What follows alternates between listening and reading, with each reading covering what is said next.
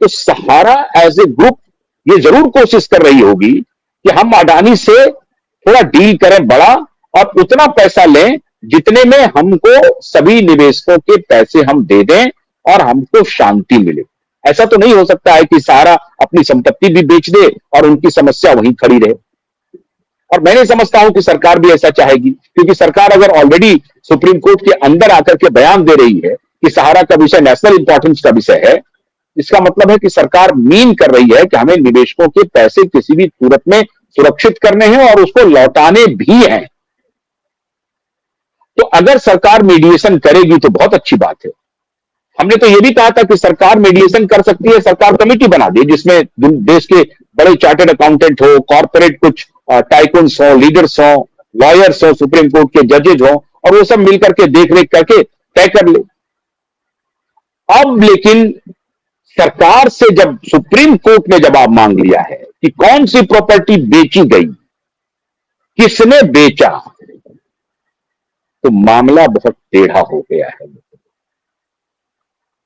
और हमें जो जानकारी मिल रही है, सहारा के निवेशक डॉजियर बना बना करके अलग अलग अथॉरिटी में, सरकार में, अदालत के पास, वकीलों के पास, मीडिया के पास सारे डॉक्यूमेंट्स भेज रहे हैं कि साहब देखिए ये फलाने जगह सहारा की ये जमीन थी और फलाने व्यक्ति ने इसको डील किया है और जो 1000 करोड़ की संपत्ति थी उसको उन्होंने कौड़ियों के भाव में बेच दिया है।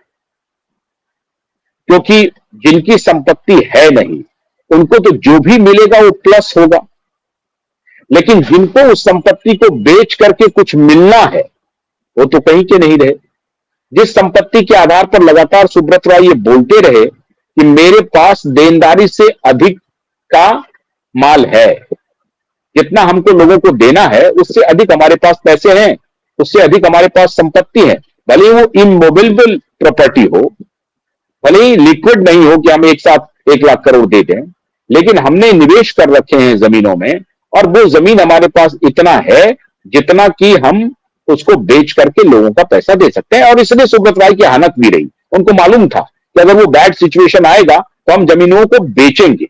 लेकिन सवाल है कि जमीनों को बल्क में बेच करके वो पैसे तो जमा होने चाहिए तो सेबी सहारा अकाउंट में, सेबी सहारा अकाउंट में तो पैसा कोई गया ही नहीं। 10,000 करोड़ रुपए जो देने थे 2012 के बाद, 14 के बाद से वो दिया ही नहीं, क्योंकि 25,000 करोड़ रुपए लौटाने थे, 15,000 देकर के बंद कर दिया।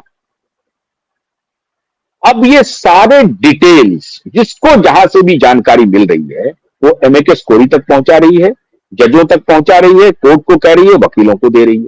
इधर झारखंड में जो कुछ वकील भाई हैं वो लड़ रहे हैं, उनके पास पूरा डॉसियर है, वो भी डॉसियर तैयार कर रहे हैं। पटना में बहुत सारे एक्टिविस्ट हैं, वो डॉसियर तैयार कर रहे हैं कि भाई कहां कौन सी संपत्ति थी, वो जो बिकी है वो पैसा कहां गया, क्या वो पैसा वाकई में सुब्रत राय के परिवार तक पहुंचा भी या कंपनी तक पहुंचा भी या कोई बाहर ही बेच करके निकल लिया।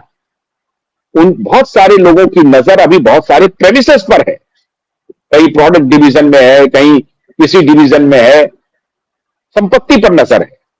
जहां उनको पता था कि कहीं पर मान लीजिए कि 5 एकड़ जमीन है, 25 एकड़ जमीन है, अब 25 एकड़ जमीन का कागज जो है वो उस वक्त किसी एक कंपनी बनी, उसमें किसी को डायरेक्टर बना दिया, उसके नाम से वो है कंपनी का, लेकिन वो डायरेक्टर को लोभ हो गया कि अब तो सुब्रत राय है नहीं, कोई है नहीं, चलो हम बेच लेते हैं, निकल लेते हैं। ऐसे बहुत सारे खेल हुए, क्योंकि सहारा की तकरीबन 5,000 कंपनी रजिस्टर्ड है अलग अलग नामों से।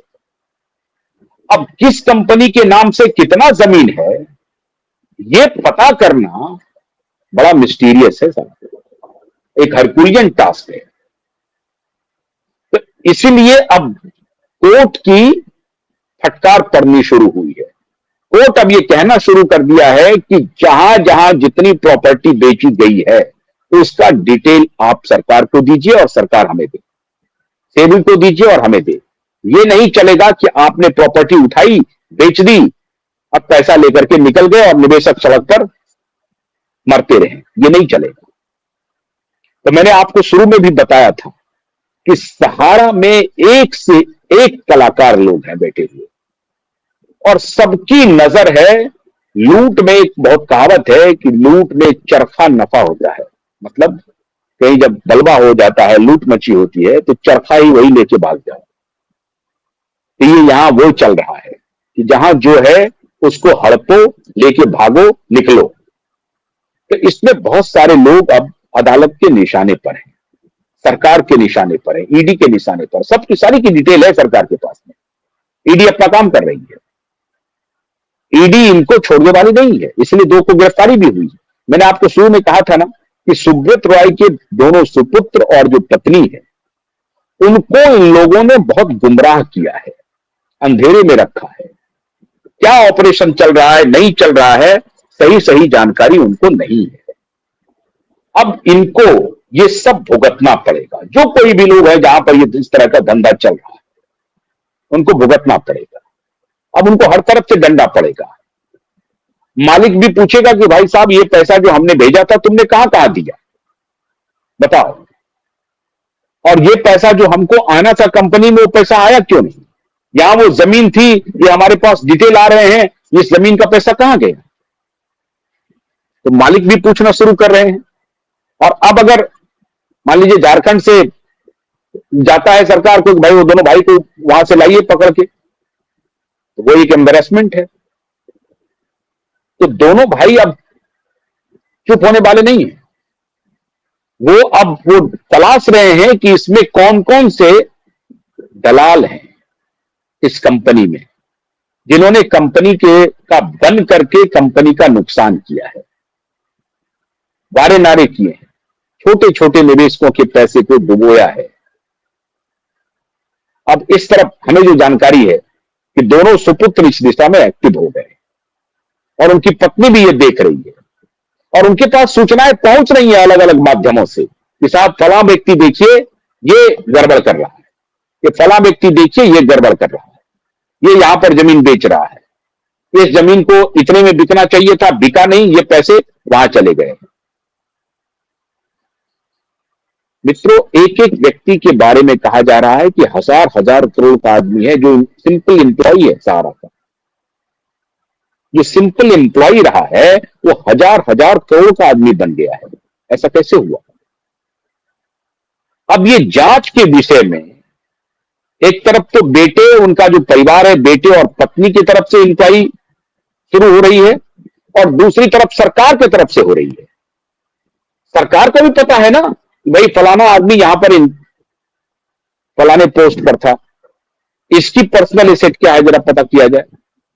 ये कहीं कोई बेनामी खेल तो नहीं किए हुए है, ये कहां कहां मनी लॉन्ड्रिंग कर रहा था, कहां कहां पैसा भेज रहा था, या कंपनी के कुछ बड़े लोग जो मनी लॉन्ड्रिंग में इन्वॉल्व थे उसमें किसकी किसकी भूमिका है। इस सब की अब तहकीकात शुरू हो गई है।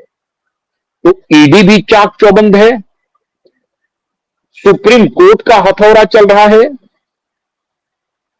अलग अलग छोटे छोटे जगहों पे, जैसे लखनऊ में जो सीलिंग हो रही थी उसको किसी प्रकार से मैनेज करके रुकवा दिया है, तो सीलिंग नहीं हो रही है, अभी तत्काल रुका हुआ है मामला।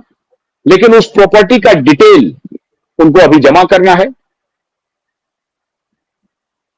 तो जितने प्रॉपर्टी पहले बिके और अभी भी जो चुपके से इधर उधर कहीं पर वारा न्यारा हो रहा है, सबके बारे में सुप्रीम कोर्ट ने सरकार और सेबी को कह दिया है कि आप हमें डिटेल डॉसियर बना करके दीजिए। इसको लेकर के मित्रों सहारा के अंदर बहुत बड़ा कोहराम मचा हुआ है, भारी कोहराम मचा हुआ है। सहारा के लोग, ऊपर के लोग इधर उधर बगलें झांक रहे हैं कि कब किसकी बारी आ जाएगी। सब अपने को बचाने में लगा हुआ है। हमें तो यहां तक खबर है मित्रों कि अभी बहुत सारे लोगों का हुक्का पानी बंद होने जा रहा है, जो तथा कथित रूप से ऊपर में बेटे और पत्नी के करीब हैं, उनका भी हुक्का पानी बंद होने जा रहा है। बस थोड़ा सा इंतजार कीजिए, आपको सब कुछ दिखाई पड़ेगा। तो एक बात जो अभी एक खबर आई कि अडानी को एलआईसी मदद कर रही है, उसकी कोई पुष्टि नहीं है, एलआईसी ने उसको खारिज किया है। अडानी एलआईसी से पैसा नहीं ले रही है, लेकिन अडानी को कहीं ना कहीं से तो पैसा लेने ही पड़ेंगे। बिना पैसे के वो सहारा की प्रॉपर्टीज को या सहारा को ओन कैसे करेगी? अब कौन देता है उनको पैसा? कौन सा कंसोर्टियम बनता है? बैंक देता है या कॉर्पोरेट कंसोर्टियम बनता है? अब ये तो अडानी तय करेंगे। लेकिन बहुत सारे डेवलपमेंट हो रहे हैं हर दिन। हर डेवलपमेंट में आपके सामने ला करके रखता रहूंगा। बहुत बहुत शुक्रिया। नमस्कार।